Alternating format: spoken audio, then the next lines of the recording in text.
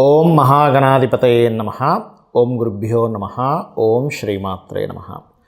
పరమేశ్వర స్వరూపమైనటువంటి జ్యోతిష, వాస్తు మరియు ఇతర అనేకమైనటువంటి శాస్త్రములను మనకు అందించినటువంటి మహర్షులకి నమస్కారం.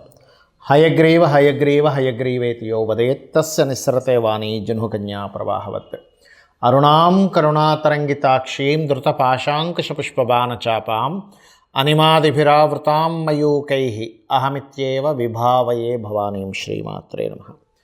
ప్రేక్షకులకి ఆ లలితాంబిక అమ్మవారి యొక్క అనుగ్రహం పరిపూర్ణంగా కలగాలని మనస్ఫూర్తిగా కోరుకుంటూ మనం ఈరోజు చెప్పుకోబోయేటువంటి టాపిక్ ఏమిటి అని చెప్పి చూసుకున్నట్లయితే, మనము ఫిబ్రవరి మాసంలో ఏ లగ్నము వారికి, లగ్నం తెలియని వారు రాశి నుంచి చూసుకోండి, వారికి ఏ విషయాల్లో చాలా బాగుంది, ఏ విషయాల పట్ల కాస్త జాగ్రత్త వహించాలి, మరియు ఏ దేవత ఆరాధన చేసుకుంటే మంచిది అనేటువంటి విషయాలు చెప్తుంది నేనైనప్పటికీ కూడా చెప్పిస్తుంది సాక్షాత్ లలిత అమ్మవారిగా భావిస్తూ, అసలు ఈ గ్రహస్థితి ఎలా ఉంది ఈ నెల. మనకి వృషభ రాశిలో గురువు, మిథునంలో కుజుడు, అదేవిధంగా కన్యలో కేతువు, మీనంలో రాహువు,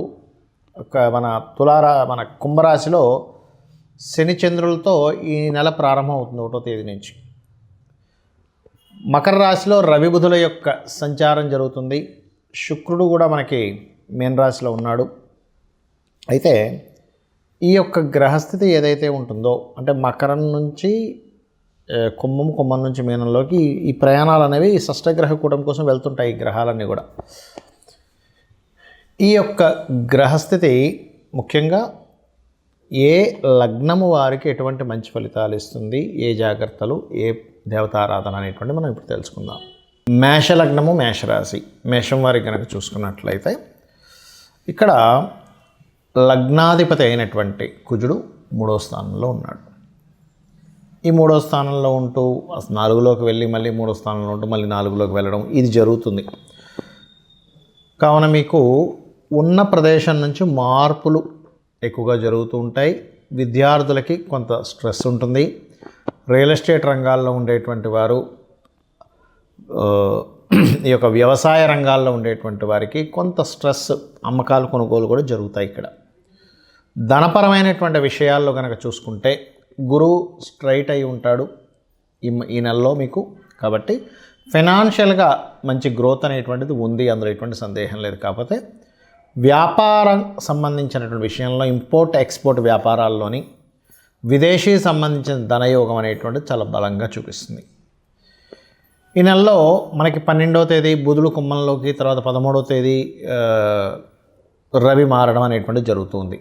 ఈ యొక్క గ్రహస్థితిని కనుక చూసుకున్నట్లయితే మీకు ఎప్పటి నుంచో ప్రమోషన్స్ కోసం ప్రయత్నం చేసేటువంటి వారికి ప్రమోషన్ యోగాలు బాగున్నాయి. కాకపోతే 1, 2, 3, 4 తేదీలు కొంచెం మీరు ఏదైనా భూమి కొనుగోలు చేసేటువంటి విషయంలో అధిక లాభం వస్తుందని కొన్ని తప్పిదాలు చేస్తుంటాం, కొన్ని విషయాలు చూసుకోకుండా. అటువంటివి చేయకండి, ఎందుకంటే వాటి మూలంగా మీకు కాస్త ఇబ్బంది అనేటువంటిది బలంగా చూపిస్తుంది.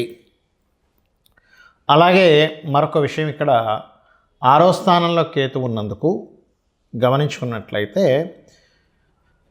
ఎవరైనా ఈ మేషలగ్నం వారికి ఎవరైనా మనీ ఇవ్వవలసి ఉన్న మనీ రిలేటెడ్ సంబంధించిన విషయాలు, అంటే ముఖ్యంగా అప్పుకు సంబంధించిన విషయాల్లో చాలా జాగ్రత్త వహించాలి. అన్ని రకాల లాభాలు 13వ తేదీ నుంచి పెరుగుతాయి ఈ లాభస్థానంలోకి అధిక గ్రహాలు వస్తున్నందుకు. అయితే మీకు స్ట్రెస్ అది బాగా తగ్గాలి, అన్ని విధాలు బాగుండాలి అనుకుంటే మాత్రం కాస్త కందులు దానంగా ఇస్తూ ఉండండి. ఉలవలు, కందులు దానంగా ఇస్తూ ఉండండి. నవగ్రహాలలో కుజ, కేతు గ్రహాల దగ్గర దీపారాధన చేయండి. చేసేటువంటి ఉద్యోగంలో అభివృద్ధికరంగా కొన్ని విషయాలు మీకు ఈ నెల ఖచ్చితంగా మీకు కనిపిస్తాయి, అందులో ఎటువంటి సందేహం లేదు. కాకపోతే ఉద్యోగ సంబంధించిన విషయాలు మరింత అభివృద్ధికరమైనటువంటి వాతావరణం మీకు కలగాలి అని అనుకుంటే కనుక ఓం మాణిక్య మకుటాకార జానుద్వయ విరాజితాయే నమః అని నామస్మరణ చేయడము, గోవులకి క్యారెట్స్ మరియు గ్రాసం తినిపించడం చేయండి. అదేవిధంగా మీరు నిత్యము ఆరాధించవలసినటువంటి దేవతారాధన, ముఖ్యంగా ఇక్కడ సూర్య నమస్కారాలు ఎక్కువగా చేసుకోండి. అయితే వివాహం కోసం ఎవరైతే ప్రయత్నం చేస్తుంటారో వారికి విదేశీ సంబంధాలు కుదురుతాయి. మరియు దుర్గా ఆరాధన కనుక చేసినట్లయితే తొందరగా కూడా మీకు కుదురుతుంది ఇప్పుడు ఉండేటువంటి గ్రహస్థితి రీత్యా చూసుకుంటే.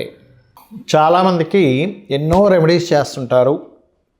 ఏ రెమెడీస్ చేస్తున్నా సరే అది ముందుకి కదిలినట్టే కదిలి ఆగిపోతూ ఉంటుంది. అది ఎందుకు అనేది అర్థం కాదు. దానికి కారణం మనం చూడండి, ఒక తలనొప్పి ఉంది మనకి. తలనొప్పికి సంబంధించినటువంటి ఔషధం ట్యాబ్లెట్ వేసుకుంటేనే మనకు తగ్గుతుంది.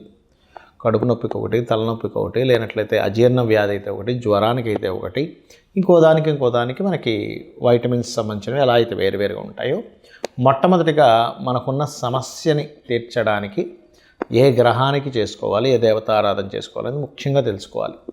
మీరు ఇక్కడ పూజ చేసుకోవాలనగానే ఏదో లక్షలు వేలు ఖర్చు పెట్టేసి పెద్దగా చేస్తేనే భగవంతుడు అనుగ్రహిస్తాడు అనుకోవడం పూర్తిగా తప్పు. గుర్తుపెట్టుకోవాలి.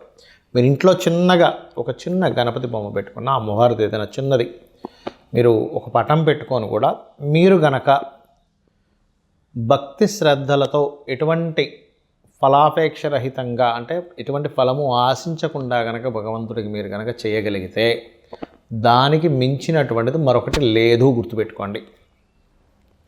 అయితే ఇక్కడ ఒక్కొక్కరికి ఒక్కో సమస్య ఉంటుంది. మీకు సింపుల్గా మీ యొక్క జాతక చక్రంలో మీ గ్రహస్థితి మీకు చూసుకోవడం తెలియదు కాబట్టి, కొంతమందికి తెలిసి ఉంటుంది ఆస్ట్రాలజీ పరిచయం ఉన్నవారు, కొంతమందికి తెలియదు. తెలిసిన వారు అదృష్టవంతులు, ఎందుకంటే వారు చూసుకొని చక్కగా వారు ఆ చిన్న చిన్న రెమెడీస్తో బయటపడగలుగుతుంటారు. తెలియని వాళ్ళకి ఏమిటి అంటే, మీ జన్మజాతకంలో ఉదాహరణకి శని పాడయ్యాడు, లేదా ఉద్యోగ సంబంధించిన విషయంలో ఎక్కువ ఇబ్బంది పడుతున్నారు అనుకోండి, చక్కగా ఏం లేదు, లలిత అమ్మవారి పటం పెట్టుకొని ఓం శ్రీమాత శ్రీ మహారాజ్ని శ్రీమత్ సింహాసనేశ్వరి నమః అనుకుంటూ కుంకుమతో ఇలాగ వేయడం, పూజ చేయండి. ఒకసారి అనుకోవడం ఓం శ్రీమాత శ్రీ మహారాజ్ని శ్రీమత్ సింహాసనేశ్వరి నమః అనుకోండి, కుంకుమ వేయండి, లేదా ఒక పుష్పం వేయండి, సరిపోతుంది. ఉన్న ఉద్యోగంలో ఇంకా ఇంప్రూవ్మెంట్స్ రావాలి, ఓం మాణిక్యం ఒకటాకార జానుద్వై విరాజితాయ నమః చేసుకోండి, సరిపోతుంది. లేదండి అనారోగ్య సమస్యలతో ఎక్కువగా బాధపడుతున్నాము అనుకునేటువంటి వారు ముఖ్యంగా సూర్య భగవానుని చూస్తూ ఓం సర్వవ్యాధి పరసమని సర్వమృత్యు నివారిణి అగ్రగణ్య అచింత్య రూప కలికల్మషనాశినే నమః చేసుకోండి, సరిపోతుంది. పేరు ప్రఖ్యాతలు రావాలి, సూర్య భగవాన్నే చూస్తూ ఓం భానుమండల మధ్యస్థ భైరవీ భగమాలినే నమః. అయితే మీరు చేసేటప్పుడు సూర్యుల్లో అమ్మవారు ఉంది అనేటువంటి భావనతో చేయండి. ఇంట్లో పూజ చేసేటప్పుడు అక్కడ ఏదో పటం ఉందని కాదు, సాక్షాత్ అమ్మవారు అక్కడ ఉంది, ఆ అమ్మవారికి నేను చేస్తున్నాను అనేటువంటి భావనతో చేయండి. ఖచ్చితంగా ఫలితం వస్తుంది. ఏమీ ఆశించకుండా మీరు చేయండి, ఆటోమేటిక్గా ఫలితం వచ్చేస్తుంది. పంచోపచార పూజ అంటుంటారు, తెలుసు కదా. గంధము, పుష్పము, దీపము, ధూపము, నైవేద్యము, ఏ నైవేద్యమైనా పెట్టచ్చు. గుర్తుపెట్టుకోండి, ఇదే పెట్టాలి ఇది పెట్టకూడదు అనేది ఏమీ లేదు. మీ భక్తి శ్రద్ధలతో శ్రీకృష్ణ పరమాత్మ చెప్పాడు ఏంటి, మీరు ఫలాపేక్ష రహితంగా ఫలమైనను, పుష్పమైనను, పత్రమైనను, ఉదకమైనను మీరు ఏది సమర్పించినా కూడా నేను ప్రీతితో స్వీకరిస్తున్నాను అన్నాడు ఆయన. కాబట్టి అలా పెట్టండి, ఖచ్చితంగా తీసుకుంటాడు స్వామి. మరి అదేవిధంగా మరి కొంతమందికి వివాహం అవ్వదు, అలాంటి వారు తెల్లటి పుష్పాలు, ఎర్రటి పుష్పాలు తీసుకొని అమ్మవారి ఫోటో దగ్గర, లేకపోతే యంత్రం ఉంటే యంత్రం దగ్గర చక్కగా మీరు యంత్ర సంబంధించినవి కూడా కొన్ని చెప్తాను మీకు తర్వాత వీడియోలో. అక్కడ చక్కగా ఏం చేస్తారంటే, మీరు ఒక్కొక్క పువ్వు వేస్తూ ఓం కామేశబద్ధ మాంగళ్య సూత్రశోభిత కందరాయే నమః అనుకుంటూ చేయండి. లేదండి మా దగ్గర పుష్పాలు దొరకట్లేదు, లేకపోతే అంత పొద్దున్నే లేదు అంటే అక్షింతలు వేసుకుంటూ కూడా చేయవచ్చు, అందులో ఎటువంటి సందేహం లేదు. మరి అదేవిధంగా వివాహ జీవితం బాగాలేదు, అలాంటి వారు చక్కగా మీరు ఓం శివకామేశ్వరాంకస్త శివ స్వాధీన వల్లభాయే నమః చేసుకోండి. లేదంటే బిజినెస్లో మేము రాణించలేకపోతున్నాము, అటువంటి వారు ఓం ఇంద్రగోప పరిక్షిప్త స్మరతూనా భజంగికాయై నమః. ఫైనాన్షియల్ గ్రోత్ రావాలి, ఓం సంపత్కరీ సమారూఢ సింధుర వ్రజ సేవితాయే నమః. ఆ రకంగా మీరు ఎంత చేసుకుంటూ ఉంటే అంత చక్కటి ఫలితాలు మీకు రావడం జరుగుతుంది.